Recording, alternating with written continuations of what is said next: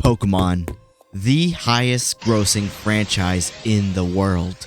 Everyone knows Pikachu, right? It's a fun franchise that's cherished by many, but did you know that if you look under the happiness that Pokemon wants us to see, that there's a dark side hidden for us to uncover?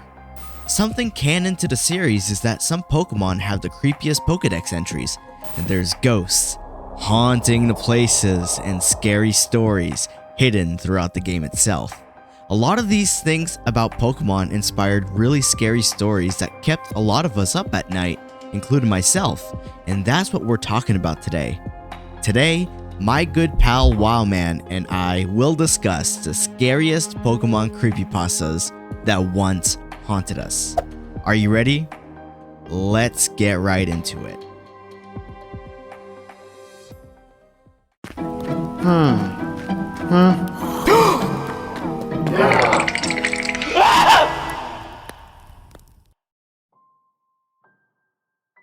Hey everyone, it's Wowman. Thank you so much to Tobypasta for having me on. So in Pokemon Red and Blue, the original games, we were introduced to a rural, spooky town called Lavender Town. Just northeast of Kanto, the city was home to a Pokemon cemetery, and when you enter the town, you're met with this creepy tune that will fill you with unease.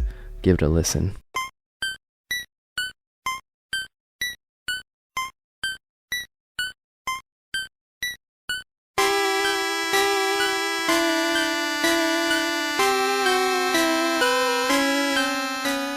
The tune itself was an inspiration to quite a few Pokemon creepypastas, but it's mainly known for the haunting story of Lavender Town Syndrome. The Lavender Town Syndrome was a phenomenon that affected the youth who first played Pokemon Red and Green. Green was the Japanese version of Pokemon Blue back in 1996. It was said that over 200 people in Japan after first playing this game ended their life from listening to the tunes and sounds when getting to Lavender Town. To some, it gave them a massive headache, so that made them stop playing the game. And there were also cases of people becoming ill because of this. There were also many interesting talks about the frequencies you can hear from the song, as it's said that the frequencies were so high that only young people were able to hear it, which is probably why it only affected them. Many wanted to uncover what it potentially sounded like, or if there's a reasoning why these sounds and tones affected people. So people went on and searched for the frequency. And lucky for us, someone did manage to find these hidden tones. In 2010, someone took the audio with the missing frequencies and put it into a spectrogram to see if there were any possible answers to finding out why this was happening. And what they found was not what they were expecting.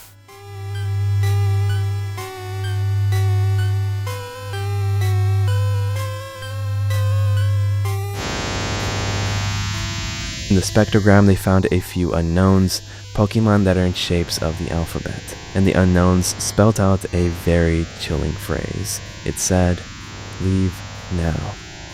I think this Pokemon creepypasta has to be my favorite just because it has such a nostalgic feeling for me. I remember reading this one as a kid, so huge thank you to Toby for having me on and letting me cover this. Pokemon Black. No, not the official release. This creepypasta was made before the game came out. Pokemon Black was a rumored bootleg Pokemon cartridge that popped up as a story on the internet. Rumored to have been purchased at a flea market, Pokemon Black was a black Game Boy cartridge with just a Pokemon logo on it. Sadly, there's no screenshots found for this bootleg. The person who found it apologized for it, which definitely makes us question the validity of this story much more. Moving on though, it's stated that the game starts out with a familiar startup of Pokemon Red and Blue, with Nidorino and Gengar. I'm sorry if I mispronounced any names. But it seemed to be that the Pokemon just stayed there. They didn't budge. You know what I mean? Like in the original game, they have their own animation sprite, but in this one, the sprites just stayed still. This right here gives off an uncanny vibe already. Or simply that the bootleg maker is just not good at making bootlegs. I think that's much more probable. Then we're told the logo that pops up is the Pokemon logo with the words Black version written underneath it. Getting into the game, it starts out like a normal Pokemon Red or Blue game, and when it was time to pick your starter, another one showed up. ghost. In the story, it's described that the sprite was the same as the ghost you encounter in Lavender Town when you go up the tower before getting the I'm gonna mispronounce this. Before getting the Sylph scope. Sylph. Before getting the oh my god. Before getting the Sylph scope. It had one attack, and that was Curse. The Curse move did something that would definitely lift the hairs on your back when given the option to use it. When you tell Ghost to use Curse, the screen would turn black. The opponent Pokemon would let out a cry in different pitches with some distortion, and also be pitched downward so it sounded evil. Then, the screen would come back, and all of a sudden, the opponent Pokemon would be missing.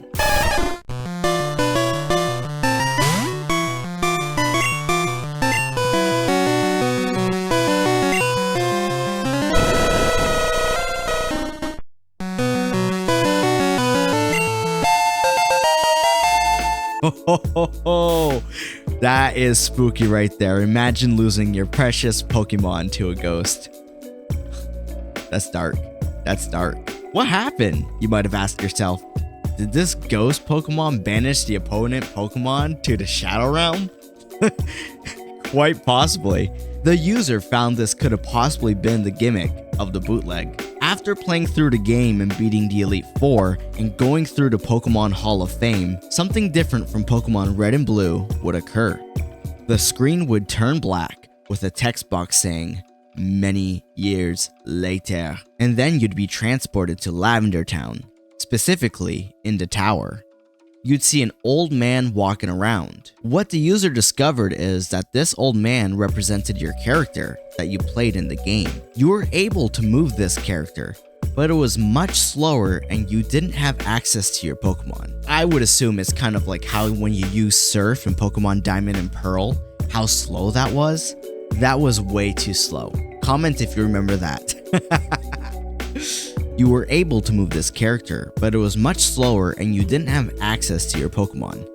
Everywhere you went when you left the tower, all you'd hear is the haunted Lavender Town music. If you continued playing through and managed to go to your house in Pallet Town and step on the exact tile you were on when you first began playing, the screen would cut to black.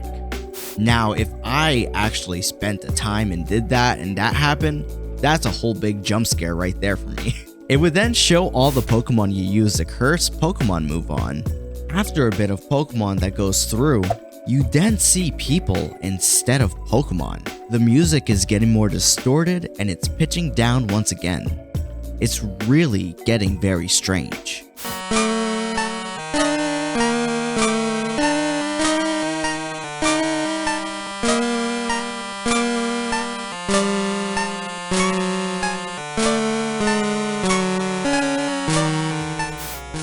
Ghost wants to battle.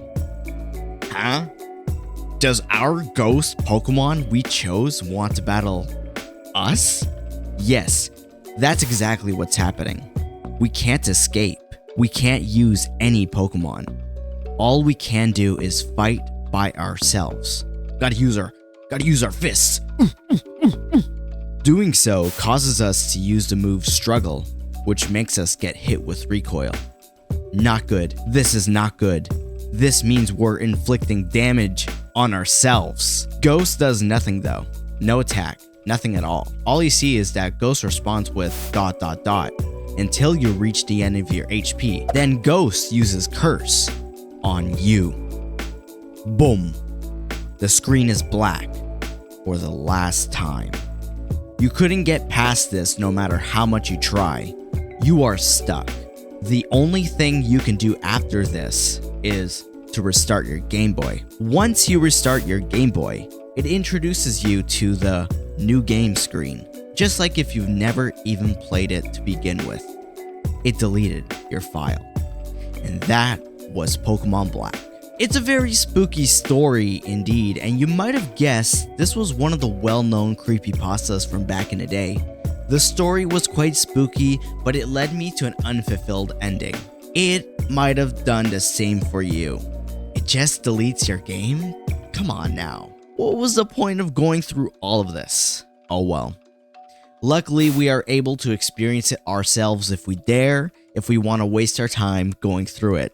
Someone on the internet made a ROM that would be what it would look like if you played this bootleg game. Just remember that a lot of creepypasta stories are poorly written jump scare stories. Sonic.exe comes to mind. Now, onwards to another Pokemon game that I think is much creepier than this one.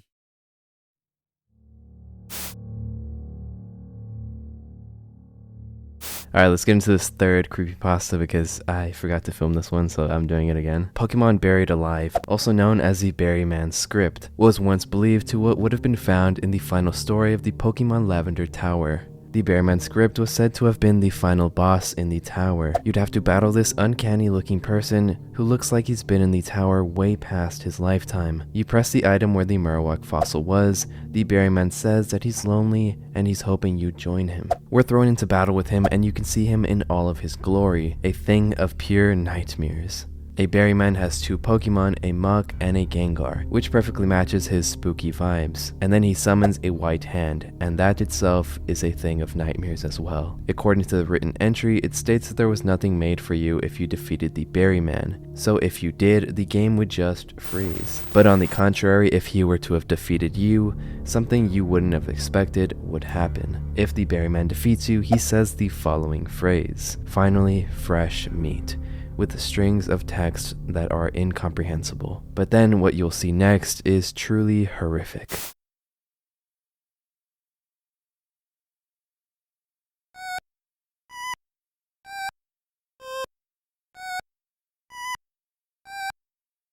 Yes, it's the Berryman devouring your character, and each time you boot up the game, you'll have to see this forever and ever and ever. Okay, for real this time, I'll see you later. Thank you, Toby, for having me on.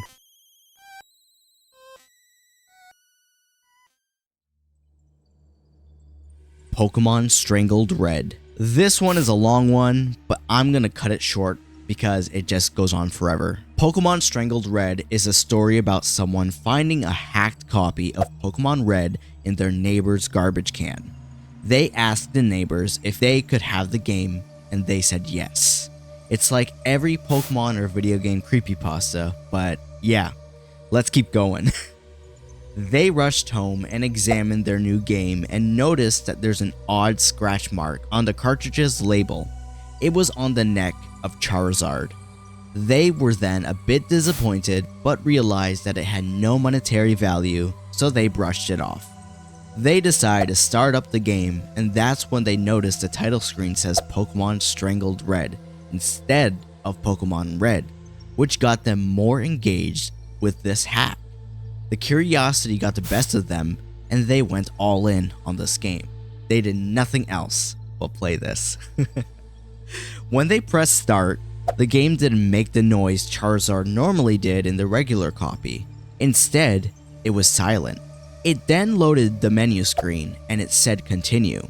They didn't assume that this was strange, as this was a used copy and someone else must have played it before them, so they decided to check it out and press continue. The game then responded with no. In the quiet words of the Virgin Mary, come again. Man, if a game told me no after I tried to play the game, I would get so upset and rage quit. This made the player confused. They were questioning why this was even in the game. They didn't even understand why the player couldn't even access the file. They just shrugged it off and decided to start a new game instead. The game didn't start out normally. If you were familiar with the games, the professor would ask your name and let you choose your Pokemon. This game just went black for a bit, then it had the player start in the bedroom, the first area of the game. Confused, they decided to press pause and they saw that their character was already given a name, which was Steven. Nothing is even Steven in this game. Okay, you could throw the tomatoes at me, that was a bad pun, I'm sorry. When looking at the character sprite, they noticed something with Steven. Steven had long hair compared to the normal trainer having short hair. Well, that's an interesting choice. Then we see Steven has a Charmander, a level 5, named Mickey. Okay, At least they have a Pokemon. Getting into this hacked copy right off the bat, we can tell that it follows a different plot from the original game. Your rival is the brother of Steven, and his name is Mike. He has a Squirtle. Go Squirtle fans, go! Woohoo! I'm a big fan of Squirtle, okay? They get quite invested into this hack. They like how there's a good story to it, so it keeps them engaged to keep playing. Everything functions well, but everything gets strange when Steven gets into Lavender Town. Of course! They ignore Lavender Town and go on to beat the Elite Four. Of course, we're all tired of Lavender Town at this point. After that part of the game is over, Steven gives Mike all his Pokemon and Pokédex so they can go on and search for every Pokemon. The end? After beating the game, the player decides to restart the game, and they're greeted with a 1 year later title. Hey there, editing Toby here. I realized I missed a few key moments inside the Pokemon Strangled Red story. So one thing that I missed is that Mike and Steven had a Pokemon trade gone wrong, and that explains why there's a tombstone in the next part that we're going to be talking about. I hope I didn't miss too many parts, but please, if I did miss too much, tell me in the comments below, as this story is just so long and it's kind of like torture reading it for me. Alright, back to the video. Oh, this continues? Yep, it brings you to Lavender Town. Steven is walking around the Pokemon Tower where he has nothing, not even Mickey. There was a tombstone. The first thought the player tried was pressing on it to see if anything would happen, but nothing happened. So, Steven becomes quite miserable. Everyone around tries to be there for Steven, even the Pokemon. Steven isn't a target to anyone, which in one way is good. You can literally like run all around and you'll be fine. You won't have to fight anyone. After going through that much misery, the player decides to bring Steven to Pallet Town and get him to go back to his home and sleep the night. What happens next is really something else. Steven finds out that he needs to find it. Not Pennywise, but Missing No. After capturing Missing No, he goes to Lavender Town and decides that using Missing No is quite possibly what needs to be used on the tombstone there. After he does this, it gives a response that is purely abnormal. It says M #, $. With the Lavender Town music playing, he goes to visit his brother's bed and decides to check his Pokemon trainer card. His character now looks pretty demented. Imagine that face looking at you at night. Looking over you. Ooh, that's pure nightmare fuel. I think this sprite looks scarier than the Hat Man. Don't take too much Benadryl, folks. The character's name is then turned into literally an Xbox Live name. I'm gonna have to pause my teleprompter for this. S'3v3n. Wow. I'm sure that Steven is gonna be doing well in Call of Duty with doing some no-scope kills with that username. No matter what they could do, they couldn't get out of the screen, but they checked to see if there were any Pokemon by any chance, and unfortunately, there were none. They were then greeted with a sprite with a status that said, dead. The name was, of course, what I said earlier, the strange tombstone name. They decided to select it, and to avoid creepy comments, it gave them the option of strangle. They clicked the option, and then the menu closed. And finally, they were back in the room. Steven then says, goodbye. The game shuts off. The player, shocked, turns the game back on.